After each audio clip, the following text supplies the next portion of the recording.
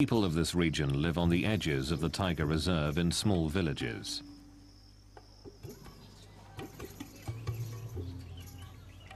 The menace that lurks in the forest surrounds them.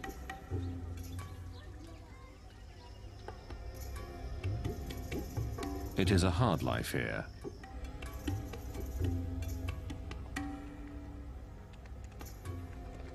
Most make their living by fishing or collecting honey. The best fishing and the richest stores of honey are found deep in tiger territory. Normally, this area is closed to visitors, but authorities do give villagers permission to enter to make a living.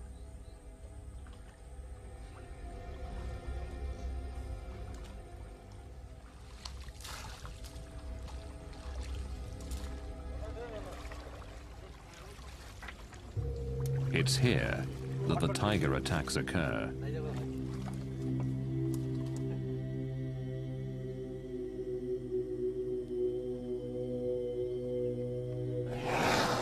No one knows how many people have been killed by tigers.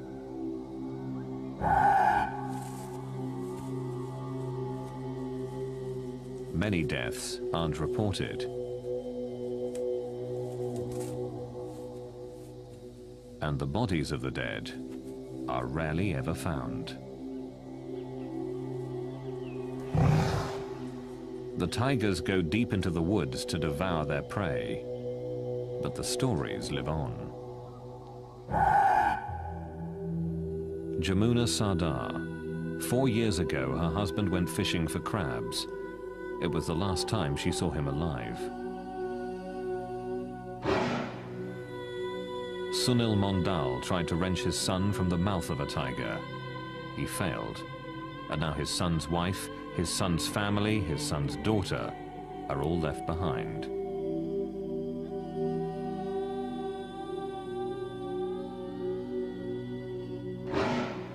Surat Sadar. His father was killed while fishing, pulled from his boat by a tiger. The threat of violent death hasn't stopped daily life from continuing throughout the Sundarbans.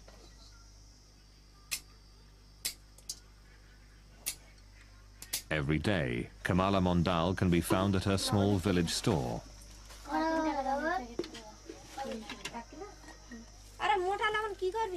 Mondal's husband was killed by a tiger while he was fishing for crabs. Without him, this store is her only way of making a living.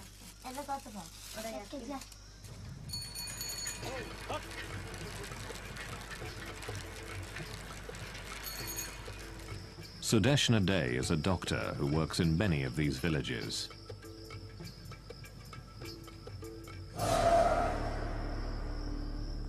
Here, every family has somebody or the other who has been lost in the hands of the tiger. And mostly what the tiger does is he attacks from the right side and from behind. So we mostly have neck injuries, hand injuries, and right-sided scalp injuries.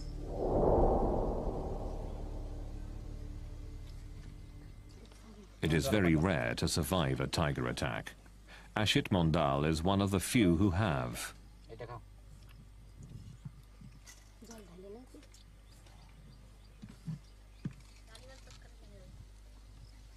Just a few months ago, Mondal was deep in the Sundarbans, fishing for crabs, when suddenly he came face to face with a tiger. We're very poor here. We fish for our livelihood. One day, I was standing on the boat, pulling in a net, when a tiger came running from the jungle. He saw that I was on the boat and came charging towards me. He jumped into the water, then swiped at me with his paw. The force of it pulled me off the boat. The tiger pulled me down into the water and tried to bite the back of my neck. But it was hard for him to find the right grip. He clawed at the top of my head, scraping off the soft skin and tissue. I hit the tiger as hard as I could, and he ran off. In a few savage moments, Mondal's life would be changed forever.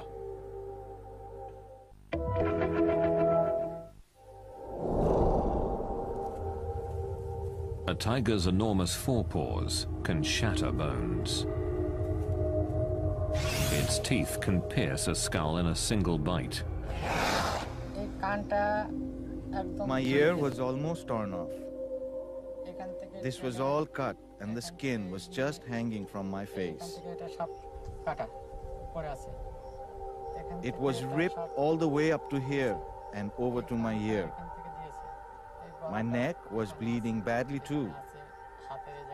The tiger also did a lot of damage to my arm and the back. This whole part of my head was gone. It's not healed yet. It's still an open wound. Mondal's survival makes his story unusual. But the fact that he was attacked in the first place makes him just another in the long line of victims. And I've often seen tigers in the wild, followed them on the road, and really haven't had a fear.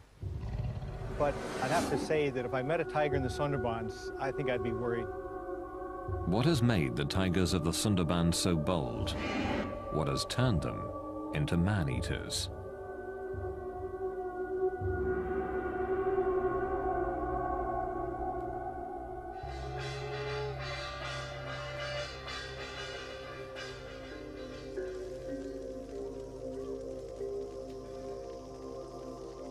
Tigers are a deeply entrenched part of the culture in the Sundarbans, a fearsome thread woven into the tapestry of everyday life.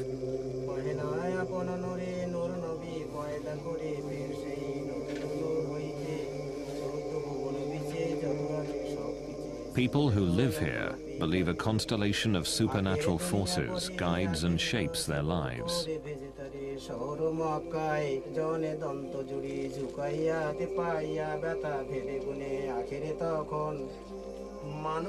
Before entering the forest where the tigers live, the priests and elders of the Sundarbans pray with the villagers, asking for protection.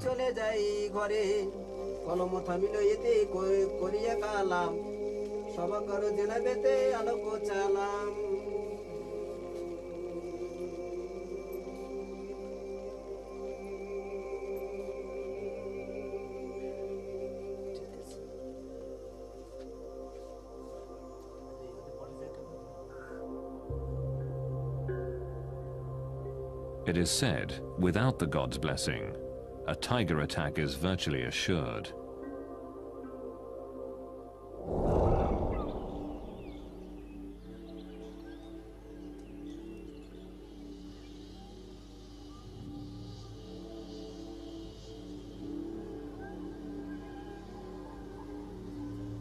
Bandhavgarh National Park is one of those places where wild tigers roam. Found in the heart of India, it is one of a handful of tiger reserves in the country.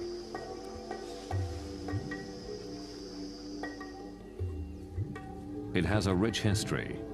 In Indian legend, this fort, which dominates the park, was a gift from the great Lord Rama himself.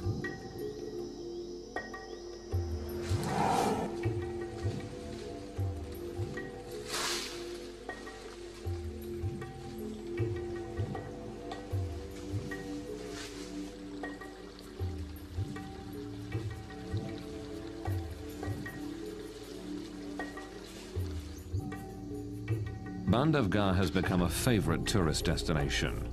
It's one of the best places in the world to see tigers in the wild.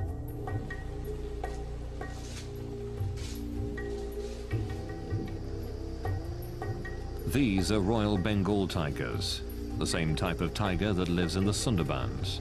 And like the Sundarbans, this is certainly not a zoo. The tigers here track and hunt their own food.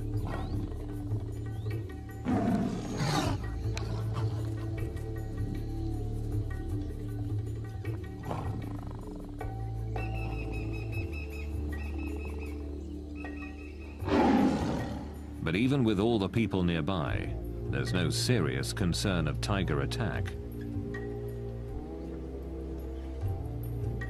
Since the park was established in 1968, no one here has been killed by a tiger. During the same time in the Sundarbans, over 1,000 people have been hunted down.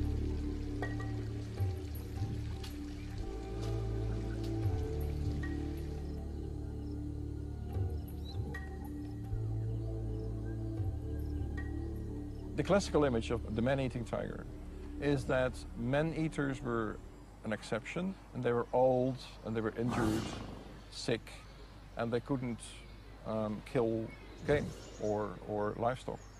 So they had to kill people. People are easier prey than our game and than our livestock very often. It seems to me there are two types of man-eaters. There are man-eaters that get injured and are desperate for prey. But deep in the Sundarbans, they're killing even when they're very healthy.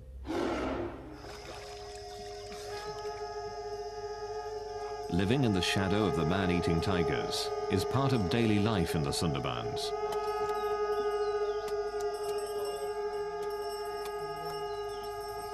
Each spring here, honey collectors prepare to take their chances to earn a living.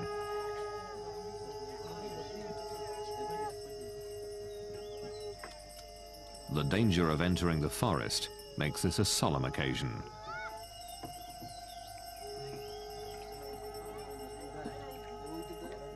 Their families and other villagers gather to offer sacrifices to ensure their safe return.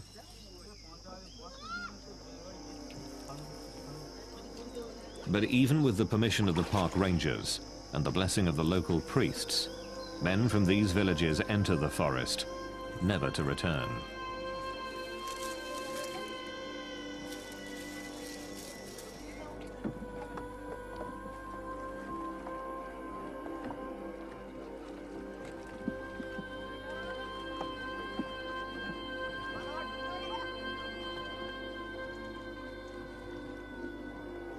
As they travel out into the forest, they put themselves at the mercy of one of the most ferocious hunters in the world.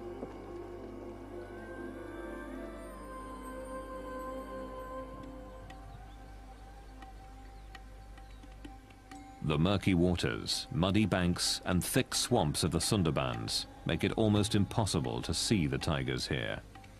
Very few researchers have braved the hostile environment.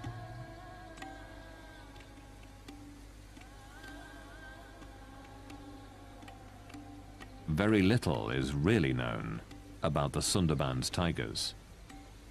The Sundarbans at first seemed to me a pretty exotic place. Nowhere else in the world do tigers live in a mangrove habitat. And it's hard to walk. The pneumatophores make it, I think, difficult even for tigers to go through some habitat. There's deep mud. But there's one thing that tigers need. There's abundant prey, and that's why there are a lot of tigers there. A census is conducted in the Sundarbans to try to answer one of the most basic questions about the tigers of the region. How many are there? The census takers are forest guards who search the muddy banks of this area for tiger tracks.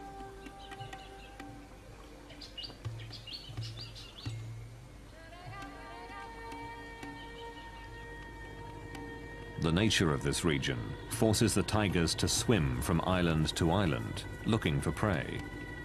While all tigers are comfortable in the water, the tigers in the Sundarbans have become especially adept here.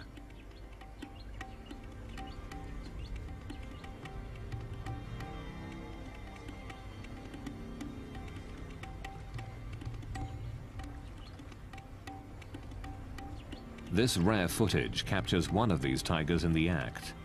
Seeing a tiger in deep water can be the last thing a fisherman here ever sees.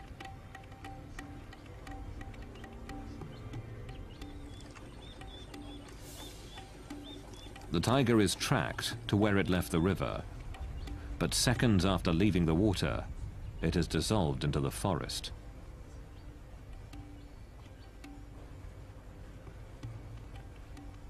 The dense wall of green can easily hide a killer.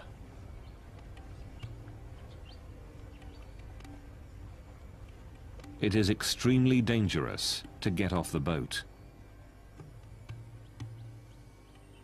A census taker offers a small prayer for safety. Field Director Pradeep VS says they take other precautions as well. Apart from the firearms, the 2 or 3 devices which has been devised for Sundarban conditions, one is the tiger guard. This is protective steel body structure, and this also use the bulletproof sheet, which has spikes on the back, because any tiger which attacks prey or human being, it attacks mainly from back and on the neck. So this takes care of this particular problem.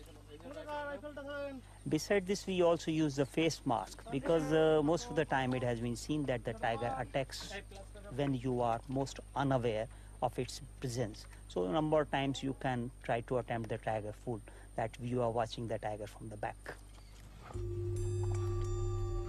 Sometimes, the census takers don't have to travel far to find fresh tiger prints. These marks have been discovered just a few meters from a ranger station, which is protected by a high fence. A tiger has been here within the hour.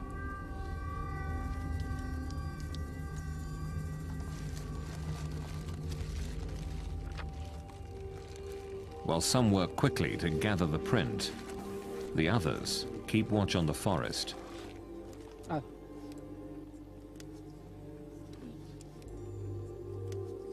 In the year 1995, one of our staff, Prabhas, was actually killed by tiger, and this was a very serious accident, and the whole census operation was stopped because of this. Each tiger's paw print is unique, as individual as human fingerprints.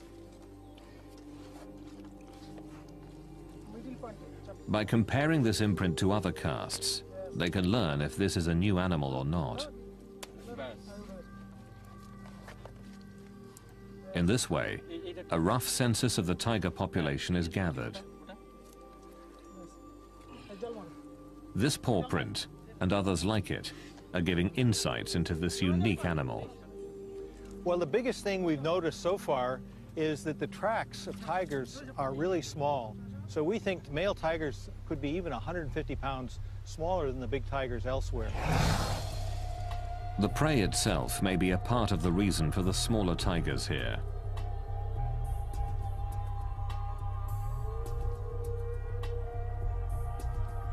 The largest animals tigers eat in the Sundarbans are about a quarter of the size of tiger prey available in the rest of India. But without more research, it's difficult to know if the difference in the size of prey has pushed these tigers to hunt down humans. The honey collectors are now deep within the forest, in tiger territory. With the blessing of the tiger god, the collectors search for beehives.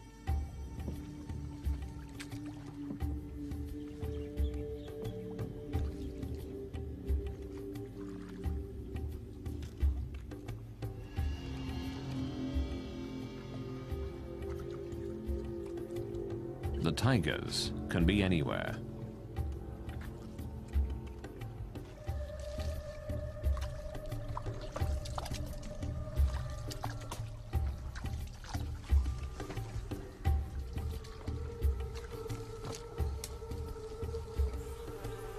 But the reward is worth the risk.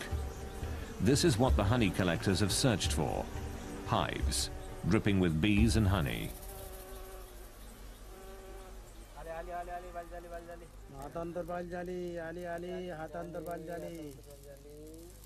The honey collectors light their bundles of grass to smoke out the bees. Their prayers and their masks are their only protection. There is a story that tigers never attack people from the front, but always from behind. And therefore they have carried out an experiment in the Sundarbans, and they've given the people masks to put on the back of their heads when they were walking through tiger areas. And in the beginning, the tigers seemed to fall for this ruse. But then they cottoned on, and they discovered that this was a ploy. And they again attacked people even though they were wearing a mask.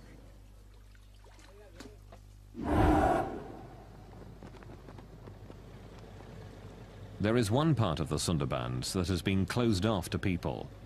It's known as the core zone. Around this is a ring of land where people with permits are allowed to fish or collect honey. But the core zone is strictly off limits to everyone but government personnel. Field Director Pradeep Vyas and his wardens patrol the area to keep people out. Tiger attacks are certainly more in core zone because tigers are not used to the presence of human beings. They come in contact with people very less as compared to the tigers in the fringe zone. Recently, a group of locals snuck into the core zone. They had no permits, no permission. A single tiger attacked and killed 3 men.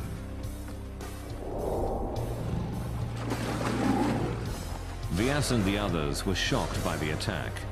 Normally a tiger will only kill one person, then devour their body. Vyas believes the attack shows how little we know about these ferocious animals. In my opinion, tiger understand human behavior very well, though we have yet to understand the behavior of tiger. With so little known about the tigers here, it's difficult to determine why the attacks occur.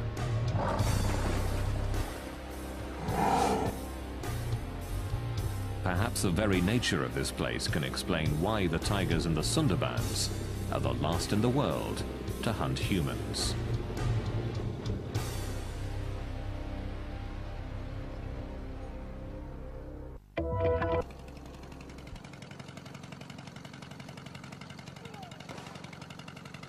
The Sundarbans is one of the most dangerous places in the world. Tigers regularly hunt and eat humans.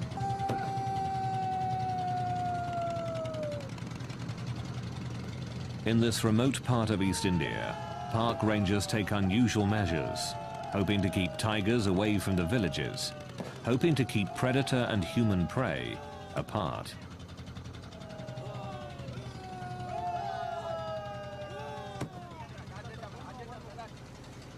Whether this noisy attempt at animal control works is unknown.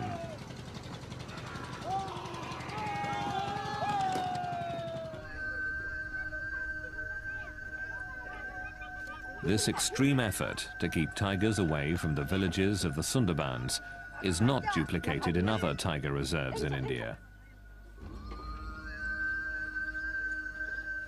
Here at Bandhavgarh National Park, villagers ring the tiger reserve, just as they do in the Sundarbans. But no one can remember the last time someone was killed by a tiger.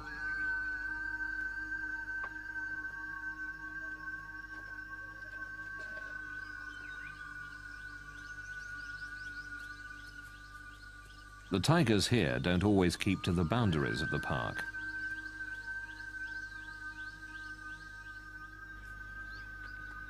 They regularly enter this village in search of prey, but strangely, have never attacked people.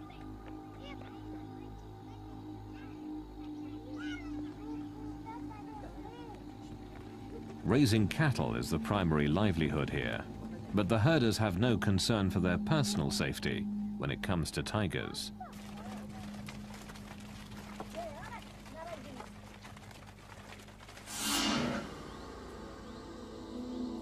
This tiger, B2, is the best-known cattle killer in Bandhavgarh.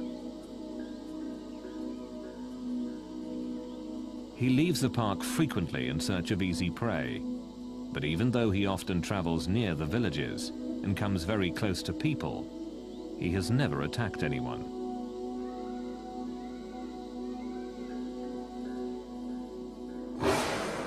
Every day, herders near Bandhavgarh take their cattle out to graze. They don't enter the park, but keep to the land just outside Bandhavgarh's boundaries. B2 and other tigers, of course, don't know where those boundaries are. When B2 sees cattle, what he sees is easy prey, no matter where it is. But when people are about, B2 is loath to attack. People make him wary. People keep him at bay.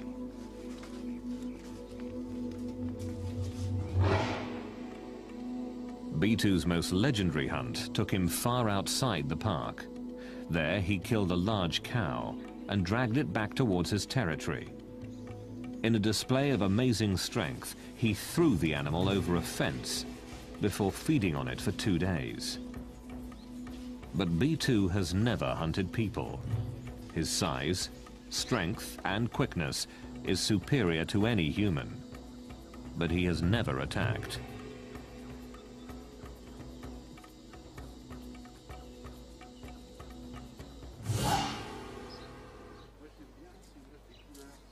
Claude Hadencourt went to India to see tigers firsthand. What he saw almost cost him his life. The tiger attacked the car while we were stopped. We were listening to the barks of the deer that announced the presence of the tiger. Everyone was listening carefully, and when we turned around, we saw the tiger on the road, about 200 meters from us. He got closer, and we could take a few pictures. We could see the tiger was beaten up, or in an accident, because he had a big wound on his lip and was missing some teeth. He was walking normally, but when he saw all the cars, he started to run faster and faster. And finally, when we least expected it, he jumped in our car.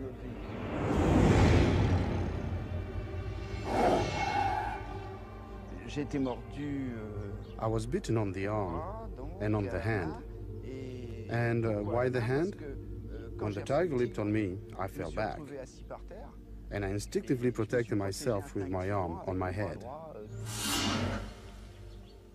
It was a terrifying attack, but a once-in-a-lifetime event. In the Sundarbans, though, the tigers hunt and kill humans regularly. We are in the jungle, fishing, and we are looking for firewood to cook with. In the forest, I saw a tiger lying down. Then it suddenly jumped on my brother. The tiger ran off with my brother in his mouth. I followed him with my axe. And as I ran, I thought, what will I say to my mother or my brother's wife if I go back home without him? I decided to kill the tiger and bring back my brother. I kept running and was able to hit the tiger with my axe. The tiger dropped my brother and ran away.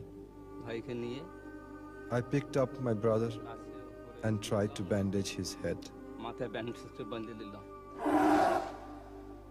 I screamed for help, but nobody came.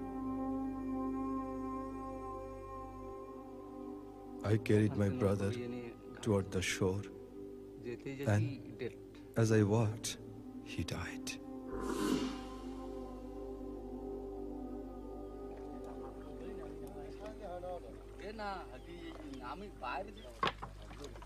Why do these attacks continue?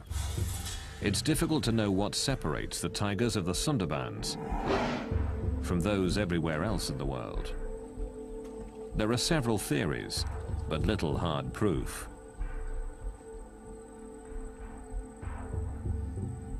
Some believe the water itself is to blame.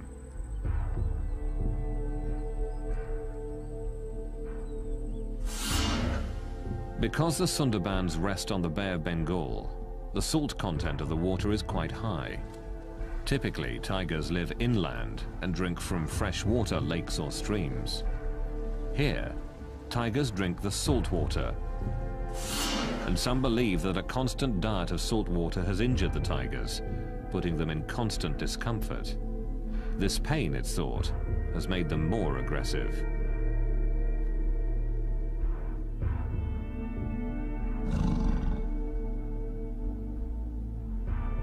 Freshwater ponds were dug to provide an alternative for the tigers, but the attacks persisted.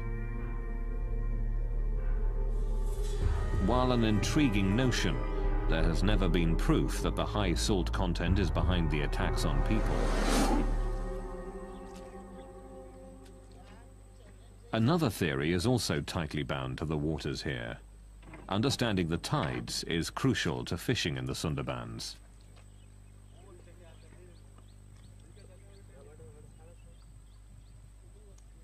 In several hours, these nets will be covered with water and perhaps fish. The regular movement of the tides shapes the behavior of the fishermen.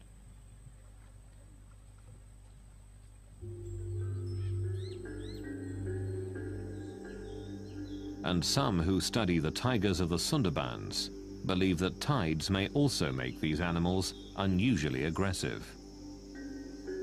Another thing that's really difficult in the Sundarbans, and it's a problem for tigers, in that most of the area floods tidally twice a day, and then in the neap tides, the really high tides, almost all of the Sundarbans is flooded.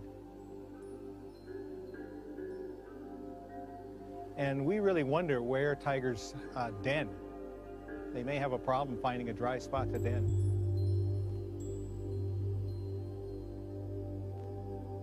There is another theory that the tigers of the Sundarbans are more aggressive than others because conflicts that would be avoided through scent markings have to be played out. When the area floods, scent markings that define tiger territory are washed away. Aggression then becomes the only way to defend the territory.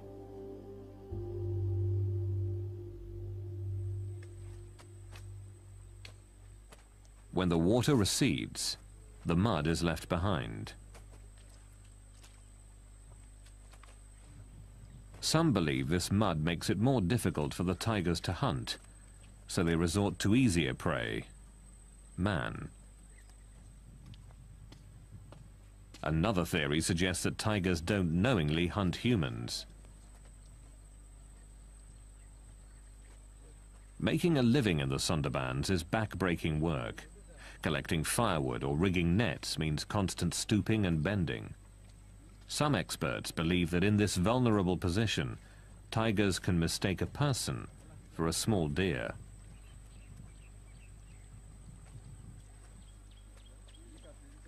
Once a tiger has mistakenly killed a human in this fashion, it is believed that the animal develops a taste for people and is more likely to kill again.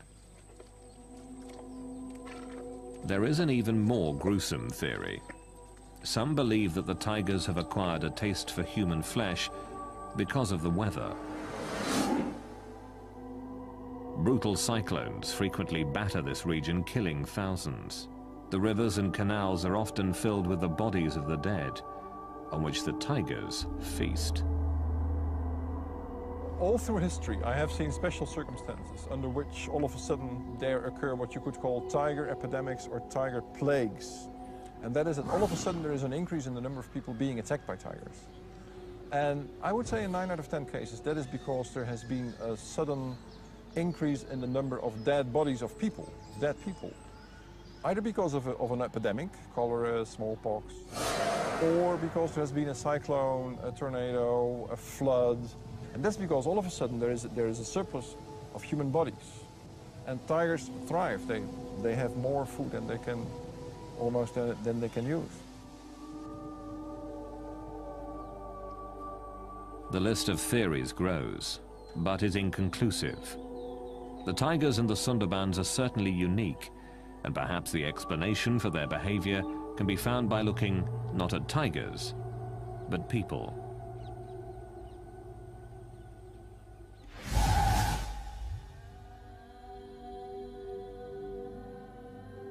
Through the late 1800s and early 1900s, tigers were hunted down ruthlessly throughout much of India.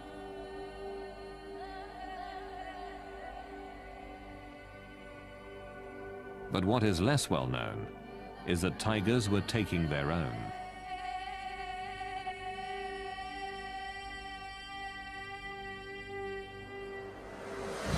Nowadays, tiger attacks are rare. But if you go back even a century, or even less, 70 years, tiger attacks were quite normal. I've seen several records, both in India and Indonesia, of the tiger threat becoming so severe, so large, that people just abandoned their villages, that just went away. Tiger attacks so fierce that they emptied entire villages are hard to comprehend today. There are estimates that as many as 300,000 people were killed by tigers from 1800 to 1900. The answer was obvious. Fewer tigers would mean fewer tiger attacks. Open season was declared on tigers.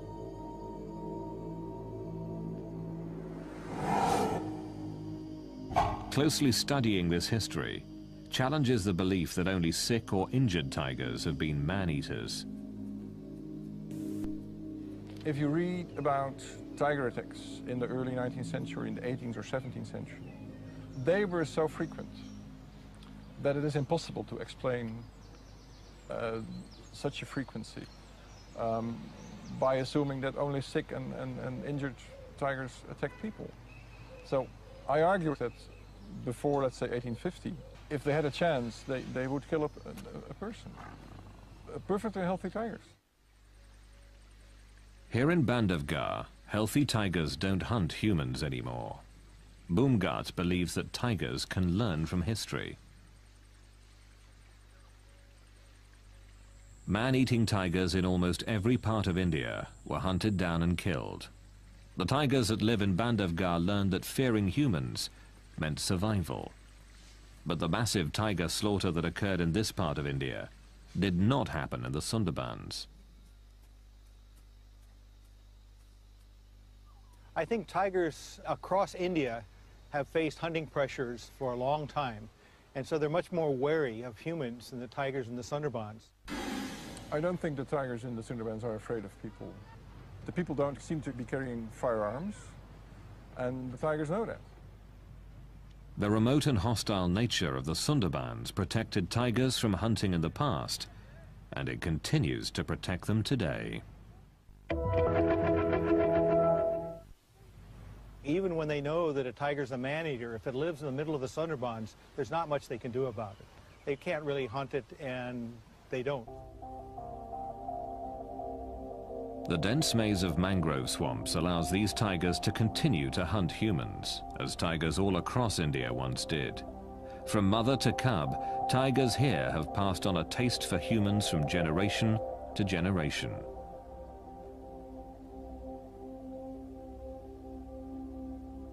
The biggest difference is that tigers may teach their young to be man-eaters, and so that's why there's so many man-eaters in the Sundarbans.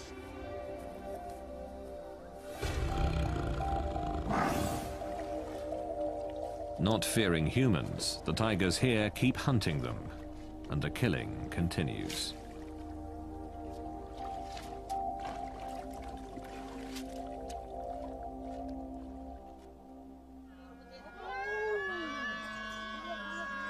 A young child is lost in the forest, at the mercy of the deadly tigers of the Sundarbans. This play tells the story of daily life in this hostile land, of the very real danger that lurks in the wild, beyond the villages.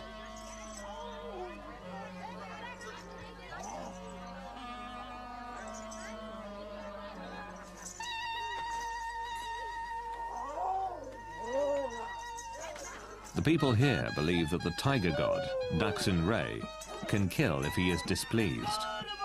They believe he can read minds to gauge the amount of respect for him, that their survival depends on his happiness, or the intervention of another deity, Banbibi, the goddess of the forest.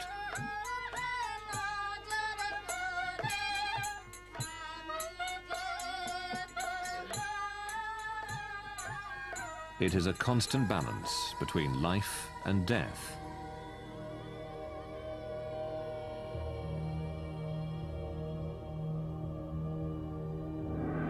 A balance the people here accept.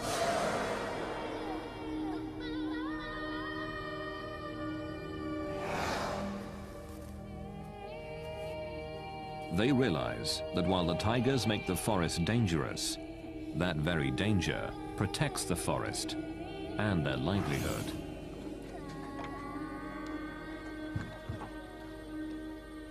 Most of the people in this zone are poor, and for their survival they have to go for fishing and other things. But they also